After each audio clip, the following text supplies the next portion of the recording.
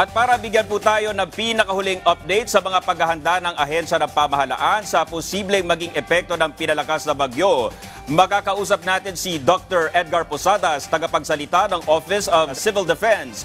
Magandang gabi po, Doc Ed. Si Dominic Almelor po ito ng PTV Ulat Bayan Weekend.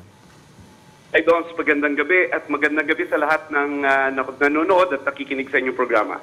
Doc, sa forecast po ng Pag-asa, posible maging isang super typhoon ang Bagyong Julian. Base po sa inyong pre-disaster risk assessment, ano-ano na po yung mga na-activate nating emergency preparedness and response protocol sa mga rehiyon na tatamaan po ng Bagyong Julian? Doc. Sa ngayon, Doms, we are giving the prerogative dun sa mga regional councils natin to activate yung mga kinakailangan nilang mga response clusters, no? But so far sa ngayon, suffice to say that yung mga region na nabanggit kanina, yung regions 1, 2, and CAR, they are on blue alert right now, meaning simply put parang 50%, no, na additional yan ng mga manpower, no, yung mga technical people usually coming from the uniform services. Ang inyong NDRIM OC din dito sa Camp Aguinaldo ay naka blue alert din, and yung dito sa Region 3 dahil naka Charlie protocol sila, pero matagal naman na silang naka red alert dahil dun sa oil spill, naka red alert sila ngayon kasama ang Calabarzon DOMS. Ang Mimaropa, Mimaropa. Doc, base po sa ating coordination sa regional offices ng Office of Civil Defense, kumusta po ang paghahanda nila katuwang yung mga LGU at iba pang ahensya ng pamahalaan, Doc? Oo.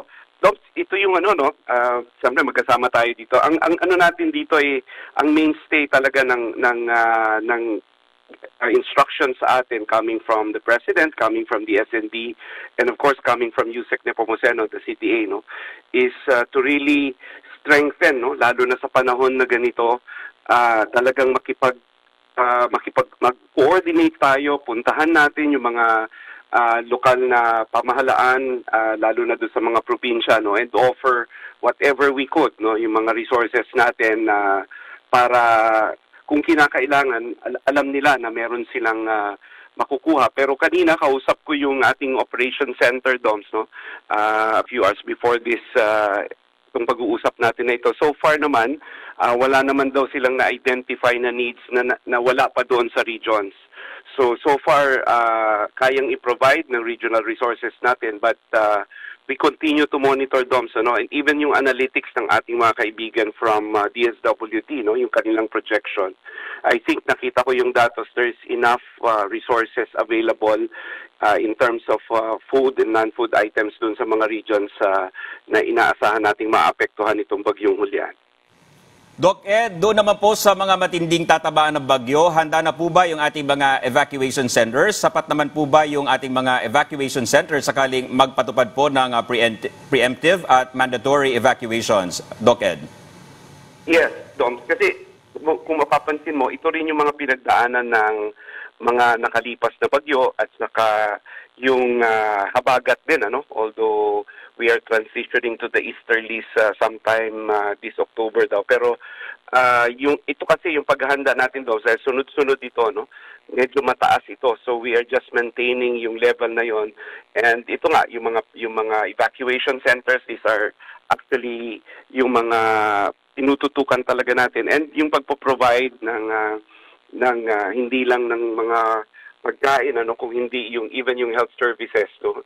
Yan din yung pinag-utos ng ating Pangulo at ni SND before na kailangan merong mga doktor, merong medical teams, not only to treat, no, but to provide yung mga maintenance medications dun sa mga kababayan natin na medyo may pangangailangan nito, kagaya nung may mga sakit, matatanda, buntis, yung mga bata, at iba pang mga vulnerable sectors sa DOMS.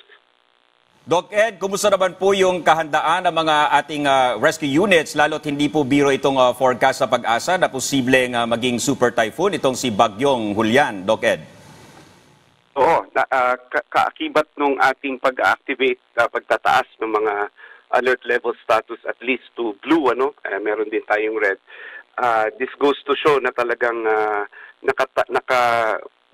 naka-preposition na in place yung mga resources natin. Una, yung galing sa mga lokal na pamahalaan, then yung sa ating mga uniformed services from the Armed Forces, the Philippine Coast Guard, the Bureau of Fire Protection, and of course, yung Philippine National Police, no?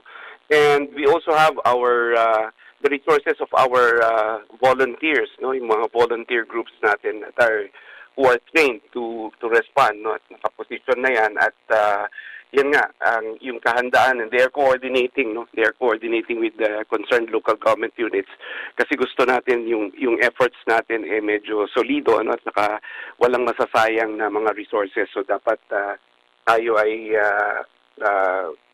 no? We are one, and then of course yung activation natin ng incident command system natin para mas matutukan natin to include yung who's in charge, no, para to include yung mga pag-dispatch ng mga resources na ito kung kinakailangan doon, yung search, rescue and retrieval operations natin, which is also an integral part of our response cluster. Doc, doon naman po sa mga lugar na ang kabuhayan ay nakasalalay po sa agrikultura, kumusta naman po yung ginawang paghahanda doon at saan-saan po ito, Doc Ed? Ito yung mga nandun sa region ng DOMS, no? Yung karamihan dito sa Luzon ito, no? Yung regions 1, 2, itong Cordillera, and of course yung region 3, no?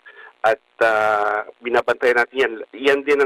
Yan din ang talagang tinututukan natin, lalo na yung mga sabi mo nga, ang kinabubuhay nila ay mainly on agriculture. So katuwang natin ang Department of Agriculture diyan, nakabantay tayo para at least hindi naman sila masyadong ma-impact nung mga pagbabagyo na ito, and we provide support, no? The Department of Agriculture provides support to them in terms of yung tulong kung kinakailangan, ano, yung financial package, yung in terms of yung mga pwede nilang itanim uli agad-agad kung masasalanta sila, yung mga pataba, at saka ganun din kasama na rin dyan yung mga alagang hayop nila, no? How to care for them, and para at least maging safe sila at hindi masyadong maging burden nito pag nasalanta sila nitong hulyan, Dom.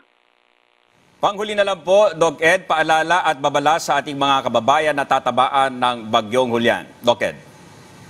Opo, ito nga po, no, kaya tayo nakikipag-usap sa ating mga kababayan, Dom, no, through your program.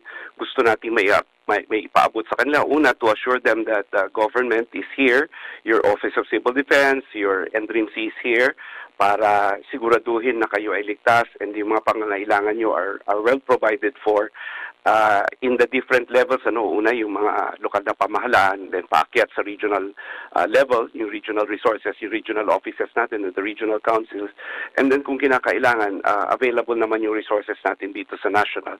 Ang gusto lang nating i-emphasize doon, itong ganitong kahandaan ay is a shared responsibility. So we expect also yung pakikipagtulungan ng ating mga publiko. Hindi po ito biro, dahil posible nga pong maging typhoon itong si Hulyan, habang papalabas siya at posible pa pong mag-landfall. So yung kahandaan natin, palagi po tayong nakatutok, palagi tayong sumusunod, alamin natin kung ano ang kalalagayan sa ating mga komunidad, no?